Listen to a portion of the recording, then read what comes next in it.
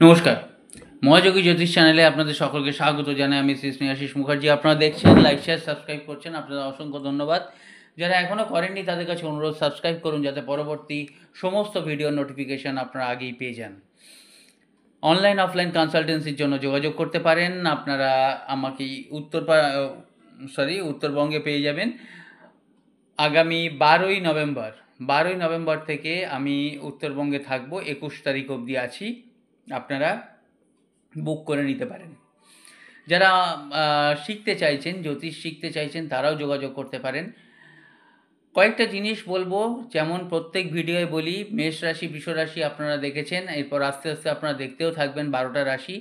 কিছু কিছু সময় কিন্তু রাশির যে গ্রহ নক্ষত্র থেকেও দরকার হয়ে পড়ে জীবনে অক্সিজেন, জীবনে একটা ভালো সঙ্গী বা সঙ্গিনী, বা সেখান থেকে একটু বাঁচার রসদ, কিংবা একটু ভালো কথা বা ভালো আবহাওয়া, একটা শান্তি, একটা সুখ। যে সুখ শান্তি কিন্তু কিনতে মানুষ পারেও না, তার জন্য প্রচুর টাকা খরচা করে, কিন্তু অবশেষে নেট ফল জিরো। সেই সুখ শান্তি কোথায় লুকিয়ে আছে? সুখ শান্তি বাস্তুর কোথায় লুকিয়ে আছে? সুখ শান্তি যদি যারা জন্ম তারিখ জন্ম সময় জানেন না, তারা কি করে পারবেন? কারণ যারা দেখুন আজকের জন্ম তারিখ জন্ম সময় জানেন, গ্রহ নক্ষত্র জানেন, জন্মছক জানেন, তাদের প্রশ্নটা একটু আলাদা। কারণ কি, কিছুটা অনেকটাই তারা এগিয়ে গেছেন। যদি কারুর না থাকে, অনেকেই আছে যে জানা নেই, তারা কি করবেন? তাদের জন্য আজকে বিশেষ করে এই বিশ্বকর্মা পুজোর দিন আজকের একটা ভিডিও এবং অডিও, কারণ এখন আপনারা আমায় দেখতে পাচ্ছেন না কিন্তু শুনতে পাচ্ছেন, এবং আপনাদের রেসপন্স কিন্তু আমি পাচ্ছি, কারণ সেটা সাবস্ক্রাইবার বাড়ছে, সাবস্ক্রিপশনেই দেখতে পাচ্ছি।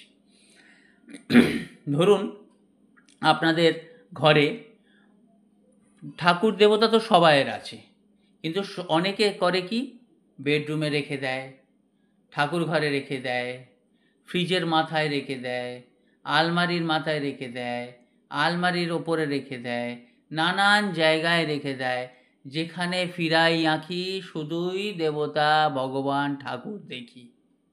এই থিওরি কিন্তু ঠিক না। মনে সবাই নারায়ণ আছে। যখন আপনারা কাজ করবেন পজিটিভ, নিশ্চয়ই ফল পাবেন, পেতেই হবে। একটা বাসে 100 জন আছে, অ্যাক্সিডেন্ট হলো, অর্ধেক সবাই মারা গেল, ইনজিওর্ড হলো, কিন্তু 1 জন 2 জন 5 জনের কিছুই হলো না সেরকম। সেটা কেন হয়? সেই পজিটিভ কর্ম তো করতেই হবে। কর্ম যা করে রেখেছেন, প্রারব্ধ কর্ম থেকে ফল, এবং যে বর্তমান কর্ম সেখান থেকে আপনারা তো এগিয়ে যাবেন। কর্ম তো করতেই হবে, সে বিষয়ে কোনো সন্দেহ নেই, কিন্তু কর্মের সঙ্গে সঙ্গে সেই জায়গাটার আরও কিন্তু কিছু থিওরি, কিছু প্রসিজিওর, এটাও আপনাদের পালন করতে হবে। যেমন আজকের বাজার থেকে কিছু কিনে আনলেন, কর্ম করলেন, তারপরে তার থিওরি বা প্রসিজিওর অনুযায়ী সেটাকে রান্না করলেন, সেটাও কর্ম করলেন, কিন্তু সে প্রসিজিওর রান্না করলেন তো, না হলে কিন্তু সে পচে যাবে। তাহলে সেই জায়গা থেকে কিন্তু এইটা করতে হবে কি না, ঠাকুর ঘরে ঠাকুর রাখতে হবে।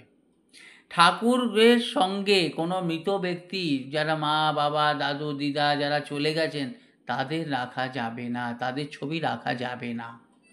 এই জন্যে কি হয়, অনেক সময় তারা কিন্তু ভগবান ঈশ্বর ঠিকই, কিন্তু সেই জায়গায় কিন্তু রাখা যাবে না। এটা যাবে না, এটা নিয়ম নয়, এটা শাস্ত্রেরই নিয়ম। এইগুলো আমরা কিছুটা সময় সেন্টিমেন্টাল, ইমোশনাল হয়ে যাই।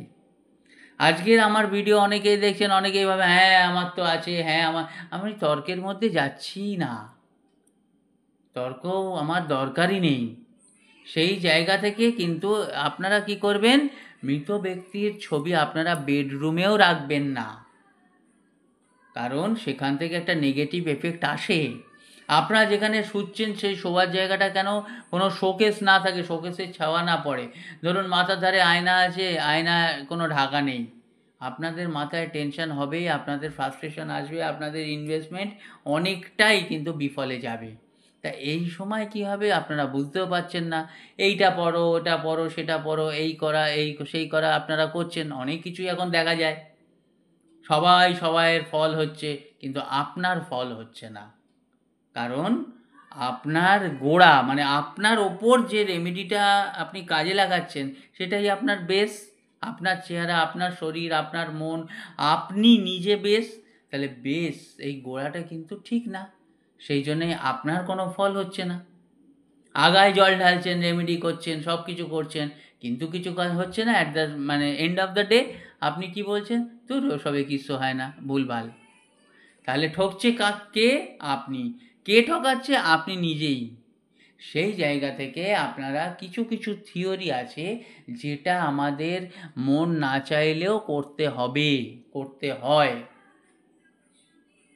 আজকের বাচ্চার কিছু হলে বাবা মার মন কাঁদে, কিন্তু বাচ্চার সেই জায়গায় যদি ডাক্তারবাবু বলেন যে ইঞ্জেকশন নিতে হবে, বাচ্চা কাঁদবে, কিছু করার নেই। সেখানেও ভালোর জন্য বাবা মাকে সেটা সহ্য করতে হয় এবং তাকেও বলাতে হয়, না বাবা তুই কাঁদিস না, ঠিক হয়ে যাবি।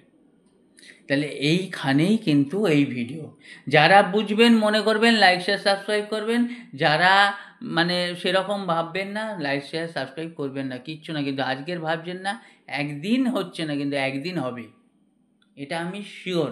কারণ এরকম প্রচুর হয়েছে আমার এই দীর্ঘ জ্যোতিষ জীবনে। আরেকটা যেটা বলবো সেটা হচ্ছে, অনেক সময় কি হয়, ঠাকুর দেবতার প্রেজেন্টেশন আছে, মানে ধরুন কেউ গেল কোনো তীর্থস্থানে বা কোনো সেরকম জায়গায় গেল, আপনাকে ঠাকুরের ছবি দিল, আপনি নিয়ে নিলেন। এই জিনিসটা কিন্তু সবাই শ্যুট করে না, এটা করবেন না, এটা ভালো না, এটা ঠিক না। অনেক কিছু শোপিসের মতন শোকেস ভরে আছে, শোকেস ভরে আছে নানান রকম মূর্তি, নানান রকম আসবাবপত্র, সেগুলোও কিন্তু নেগেটিভ। আজকের আপনাকে যদি বারবার বলা হয় কী কেমন আছেন, কী কেমন আছেন, কী কেমন আছেন, তাহলে আপনিও কিন্তু বেশি ব্যস্ত হয়ে পড়ে, দূর মশাই অতবার জিজ্ঞেস করার কী আছে, বলছি তো ভালো আছি। সুতরাং সেই জায়গায় মনে রাখুন আর কাজ করে যান। যদি ভালো লাগে ভিডিওটা লাইক শেয়ার সাবস্ক্রাইব করবেন, যদি ভালো না লাগে করতে হবে না, কিন্তু শুনে পালন করুন, উপকৃত হন। নমস্কার, ধন্যবাদ।